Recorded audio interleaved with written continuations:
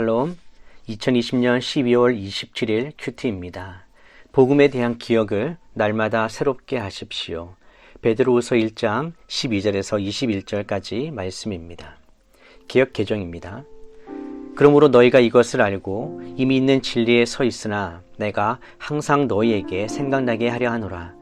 내가 이 장막에 있을 동안에 너희를 일깨워 생각나게 함이 옳은 줄로 여기노니 이는 우리 주 예수 그리스도께서 내게 지시하신 것 같이 나도 나의 장막을 벗어날 것이 임박한 줄을 알미라. 내가 힘써 너희로 하여금 내가 떠난 후에라도 어느 때나 이런 것을 생각나게 하려 하노라. 우리 주 예수 그리스도의 능력과 강림하심을 너희에게 알게 한 것이 교묘히 만든 이야기를 따른 것이 아니요 우리는 그의 크신 위엄을 친히 본 자라. 지극히 큰 영광 중에서 이러한 소리가 그에게 나기를 이는 내 사랑하는 아들이요 내 기뻐하는 자라 하실 때에 그가 하나님 아버지께 존귀와 영광을 받으셨느니라. 이 소리는 우리가 그와 함께 거룩한 산에 있을 때에 하늘로부터 난 것을 들은 것이라. 또 우리에게는 더 확실한 예언이 있어 어두운 데를 비추는 등불과 같으니 날이 새어 샛별이 너희 마음에 떠오르기까지 너희가 이것을 주의하는 것이 옳으니라. 먼저 알 것은 성경의 모든 예언은 사사로이 풀 것이 아니니 예언은 언제든지 사람의 뜻으로 낸 것이 아니요 오직 성령의 감동하심을 받은 사람들이 하나님께 받아 말한 것임이라. 우리말 성경입니다. 그러므로 여러분이 이것들을 알고 또 여러분이 이미 받은 진리 안에 굳게 서 있다 해도 나는 여러분들로 하여금 항상 이것들을 기억하게 하려 합니다. 내가 이 육신의 장막에 사는 동안에는 여러분을 일깨워 기억하게 하는 것이 옳다고 생각합니다. 이는 우리 주 예수 그리스도께서 내게 보여주신 대로 내가 곧 내 장막을 떠날 것을 알기 때문입니다. 나는 내가 떠난 뒤에도 여러분이 항상 이것들을 기억하게 하려고 힘쓰고 있습니다. 우리가 우리 주 예수 그리스도의 능력과 그분이 오실 것에 대해 여러분에게 알게 한 것은 교묘히 꾸며낸 신화를 따른 것이 아닙니다. 우리는 그분의 크신 위엄을 직접 본 사람들입니다. 그리스도는 지극히 큰 영광 가운데 이는 내 사랑하는 아들이니 내가 그를 기뻐한다라는 음성이 자기에게 들릴 때 하나님 아버지로부터 존귀와 영광을 받으셨습니다. 우리는 그 거룩한 산에서 그분과 함께 있을 때 하늘로부터 들려오는 이 음성을 들었습니다. 또 우리에게는 더 확실한 예언의 말씀이 있으니 여러분은 동이 터서 여러분의 마음속에 샛별이 떠오를 때까지 어두운 곳을 비추는 등불처럼 이 말씀에 주목하는 것이 좋겠습니다. 여러분은 무엇보다도 이것을 알아야 합니다. 곧 성경의 모든 예언을 자기 마음대로 해석해서는 안 된다는 것입니다. 예언은 언제나 사람의 뜻을 따라 나온 것이 아니라 성령의 감동하심을 받은 사람들이 하나님께 받은 말씀을 전한 것이기 때문입니다. 메시지 성경입니다. 여러분이 이제껏 이 모든 진리를 알고 안팎으로 실천해 왔지만 때가 위태로우니 나는 잠시도 멈추지 않고 여러분의 주의를 환기시키려고 합니다.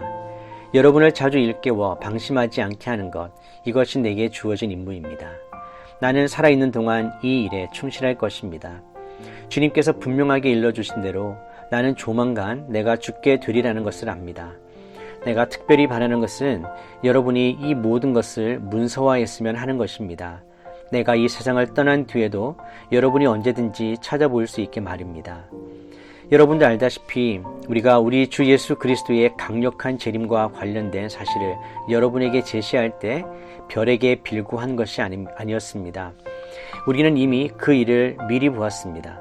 하나님 아버지께로부터 빛을 받아 찬란하게 빛나는 예수를 우리 두 눈으로 똑똑히 보았습니다.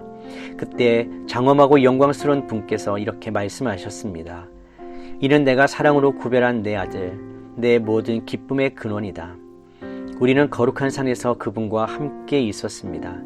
하늘로부터 들려오는 음성을 우리의 두 귀로 똑똑히 들었습니다. 우리는 우리가 보고 들은 것을 확신합니다. 그것은 하나님의 영광, 하나님의 음성이었습니다. 예언의 말씀이 우리에게 확증되었습니다. 여러분도 그 말씀에 주의를 집중해야 합니다. 그것은 여러분의 어두운 시절, 곧 여러분의 마음속에 새벽이 와서 새벽별이 떠오르기를 기다리던 시절에 여러분이 만난 한 줄기 빛입니다. 여기서 꼭 명심해야 할 것이 있습니다. 성경의 예언은 사적인 의견을 제시한 것이 아닙니다. 왜 그렇습니까? 예언은 사람의 마음에서 꾸며낸 것이 아니기 때문입니다. 예언은 성령께서 사람들을 격려하여 하나님의 말씀을 전하게 할 때 생겨난 것입니다. 베드로는 자신이 죽은 후에도 신자들에게 진리의 기원을 항상 생각나게 하기를 원했습니다.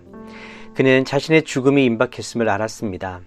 그래서 남아있는 시간 동안 신자들에게 이 진리를 다시 가르치고 강조해 결코 잊지 않게 하려고 합니다. 복음의 진리를 알리고 그것을 기억하도록 하는 일에 마지막 시간까지 다 쏟겠다는 것입니다. 예수 그리스도의 진리의 복음을 알고 전하는 것은 실로 생명을 바칠 가치가 있는 사역입니다. 구원받은 성도는 모두 이 사역을 이어가야 합니다. 우리가 생명을 다해 이 사역을 충성스럽게 감당한다면 복음이 땅끝까지 이르게 될 것입니다. 베드로는 자신이 전한 예수님에 대한 지식은 세상의 신화나 철학과 달리 자신이 직접 목격한 것에 근거하고 있음을 말합니다. 성경은 성령의 감동을 받은 자들이 기록한 하나님의 말씀입니다. 성경을 하나님의 말씀으로 믿느냐 아니면 사람들의 글로 믿느냐 하는 것은 기독교 신앙의 핵심입니다.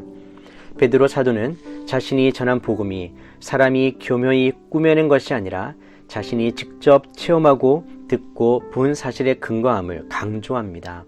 사도 직분의 핵심은 복음의 내용을 직접 체험한 증인이 되는 것이기 때문입니다. 베드로는 예언이 사람의 뜻을 따라 선포된 것이 아니라 성령의 감동하심을 받은 사람들이 하나님께 받은 말씀임을 다시 한번 강조합니다.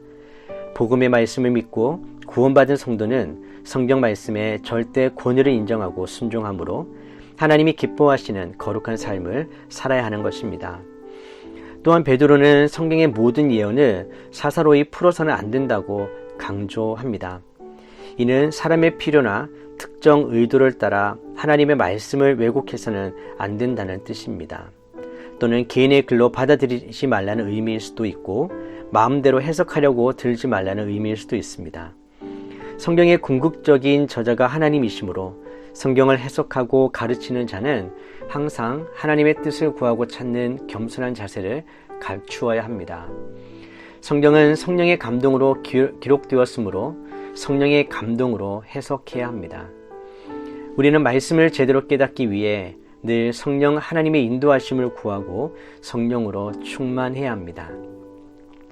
성경을 바로 해석하고 믿고 순종하는 자에게는 구원에 이르는 지혜와 함께 하나님의 사람으로 온전케 되는 복이 임합니다. 그러나 사사로운 욕심으로 하나님의 말씀을 왜곡하고 그 말씀에 자신의 뜻을 더하거나 말씀의 일부를 빼는 자에게는 영벌이 준비되어 있다고 요한계시록에서 말씀하고 있습니다.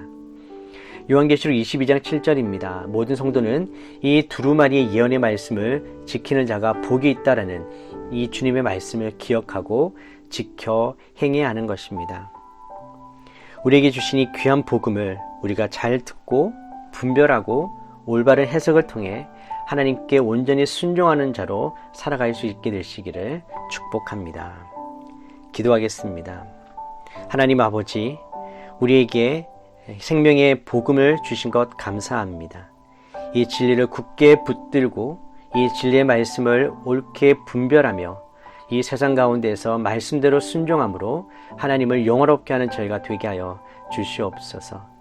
우리가 살아갈 때에 이 말씀이 우리의 삶을 인도하고 우리의 길이 되어 주시기를 간절히 소망하며 예수님의 이름으로 기도드립니다. 아멘.